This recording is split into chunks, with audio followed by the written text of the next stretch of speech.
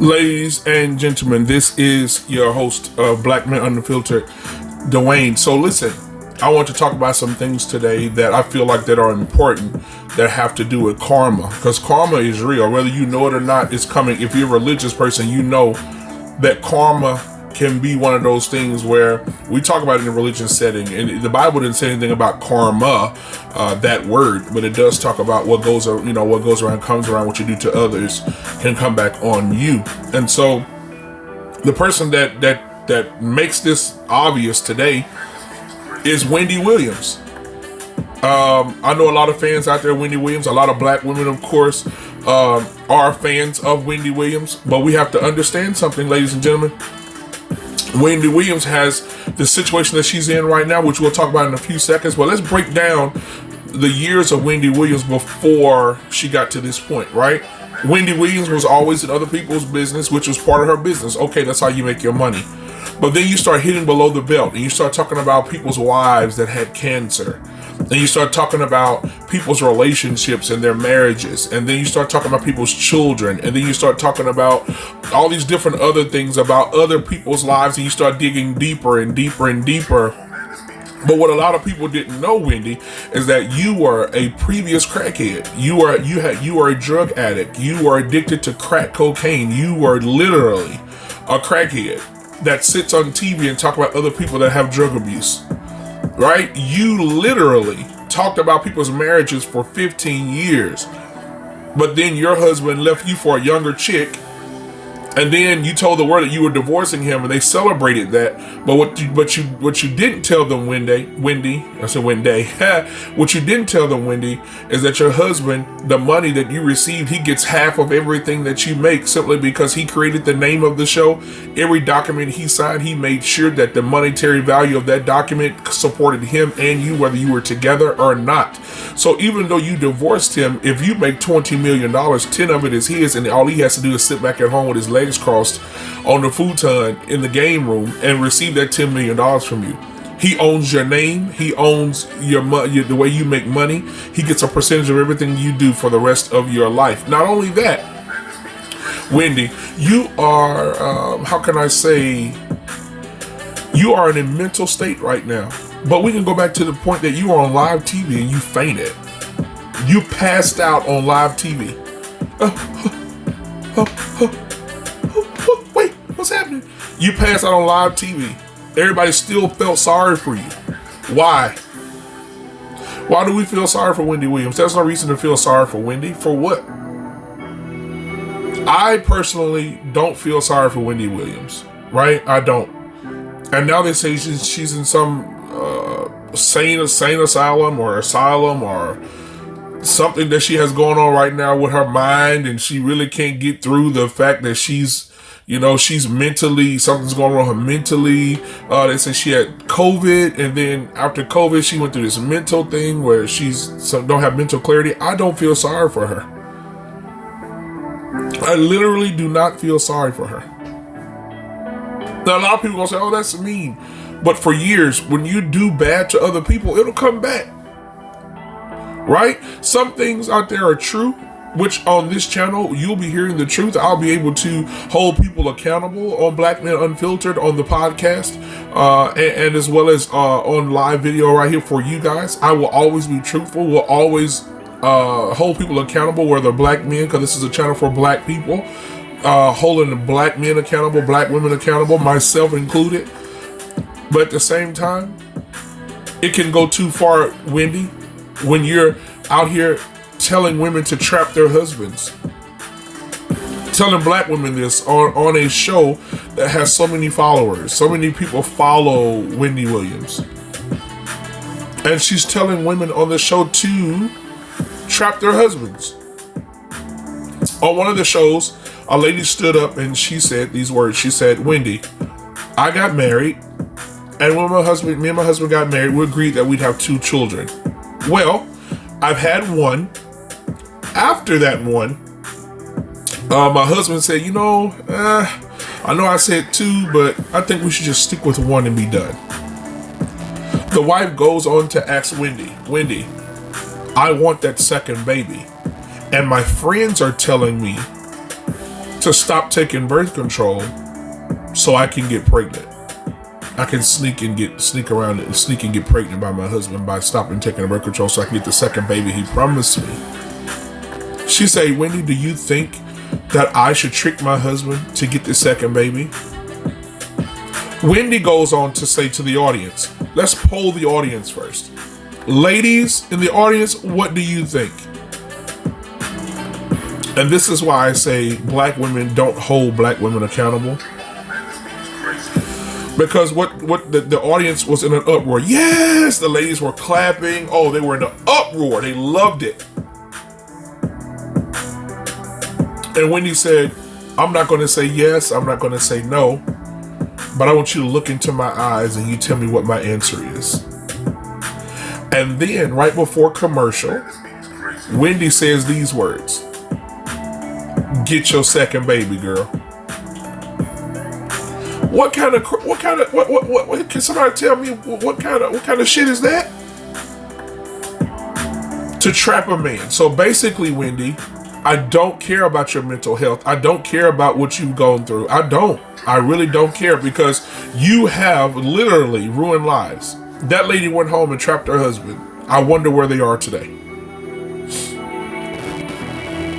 I wonder how her husband feels about you giving her that information. Matter of fact, I wonder why you would even take that information from a woman that has a track record, is awful. I remember back, if some of you guys are old enough to remember, when Wendy Williams was on radio only, and Wendy talked about Whitney Houston's drug addiction. And she talked about how Whitney was a drug addict and Whitney was on cocaine and she was on coke. She even got into a verbal spat with Judge Joe Mathis, I think it was. And Judge Joe Mathis even checked her about her drug use and how she's trying to push the narrative on everybody else and talking stupidly about everybody else when she's had her own issues. How can you be that ignorant? How can you be that ignorant? How can you be that ignorant to talk about someone else's drug abuse when you have your own issues? Maybe she feels as if she's untouchable. Maybe she feels as if I can say what I want to say to make money. I'm able to throw anybody under the bus just to make $1. Right? You're not holding people accountable, but basically you're shaming people for the very same thing that you've done. The difference between me, the Manosphere, Kevin Samuels, all these other guys that are out here, Kevin is telling the truth when he tells a woman that you're overweight and that you need to lose weight, because that is really not healthy. And then we got women out here supporting unhealthy big women and telling unhealthy big women it's okay. But don't want to talk about unhealthy because you can say that about me. I'm a big guy, right? But we talk about it from a perspective of what women want. What men want. Men want to be able to take their women out, because men, as we look at it from a worldly standpoint and we look at it from a biblical standpoint, men are very visual. They love what they see. Women are very emotional. They're attached to what they need. And so when you have men that are very visual, that's where it comes in, where a man wants what he wants. Right? A few weeks ago, sidebar here, a few weeks ago, I had a guest on Black Men Unfiltered that she was 5'7", 300 pounds, and she said she can basically have any man she wants. And I asked her, where's your man now? She had no answer. And then she began to become very masculine and upset because of what I asked her. What the question I asked her about, why are you this big? Why do you choose to be this big? You have no kids, you have no husband, right? You're on your own. But you say you want a man that's making really, really, really, really, really good money. You want a man that's looking at a man that is what's the word? Very successful, but you want him to see you for what you see and not see you for what he wants. See, the difference between me and Wendy and all the other men in the black manosphere is that Wendy does not use her own testimony to help, but she uses the thing that, oh, I can say these things because I've never gone through them. So basically, she's a liar. She's a liar. Wendy Williams is a liar. I'm going to say it again. She's a liar. She's deceitful. She finds out personal information. Remember the situation with Method Man? I mean, Red Man. Was it Red Man or Method Man? One of them. Method Man, I think it was. She said that she had sex with him while he was married. But then she found she had somebody, she paid someone to find the medical records, or paid someone for the medical records of Method Man's wife. And Method Man's wife has cancer. And she got on national TV and told everyone, read the medical records off to this about his wife after she tried to sleep with him. And then she lied about sleeping with him after a party. Why do that? To destroy this man's marriage. Because that's who you are, Wendy. You're a destructive individual. You are trash. Gary Owen is going through a divorce right now. A very horrible divorce. But he says there's a twist to their divorce that he's going through with his wife. Maybe, I can't wait to find out what that is. Because if he's that smiley and happy about it, maybe he caught her doing something she was supposed to be doing. And she used that. And she used that to try to divorce him and make him look bad. So I can't wait to hear that information. However, on live TV, Wendy Williams said these words to Gary Owen. Gary, I've always wanted you. Even when you were married. Even when we were on the set of, what's the name of the movie? Think Like a Man, which is the most horrible movie ever. Think Like a Man. I was on the set of Think Like a Man and I wanted you. I knew I was married. This is what she said to him. I knew I was married. I knew you were married. But it was just something about this white boy that I just wanted you. And Gary said, wait a minute, Wendy. Out of all those black eligible men on that movie, you looking at me, she said, yeah, they were all there, but I was looking at you. I wanted you. So how about this, Gary? How about me and you go on a date tonight? Mid his divorce, live TV. The woman he's divorcing is watching. Right? The divorce hadn't even gone through yet. Are you kidding me right now? Will you go on a date with me?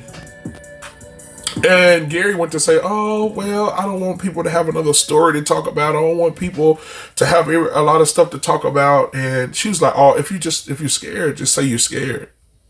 One of those old tactics that women used to use to get men to cheat on their girlfriends, their wives, or fiancés, right? She said, if you're scared, you're just scared. So, I just, after that, Gary's like, we'll talk about it. She was like, oh, you don't want to do it. Let's move on to the next question. Wendy, again, you're trash. You are trash. Literally. So, in that regard, Wendy, have a good life.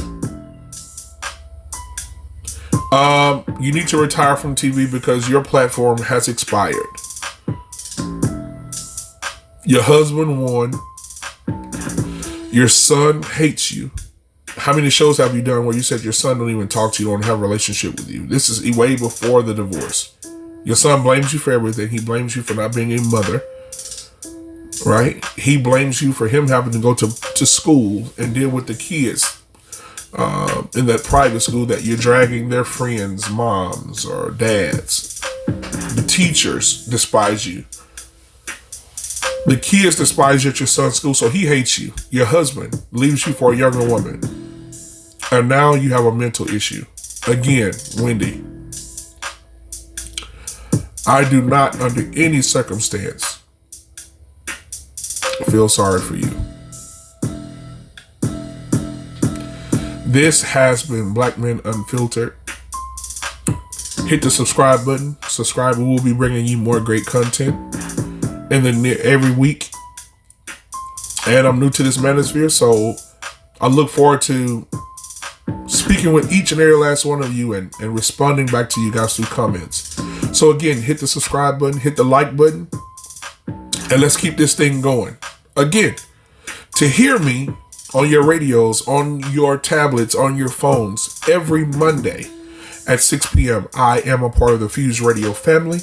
If you would, go to fuseradio.com or download the Fused Radio app. That's FUSED radio app, or fuseradio.com, and you'll hear me every Monday at 6 p.m. Black Men Unfiltered podcast.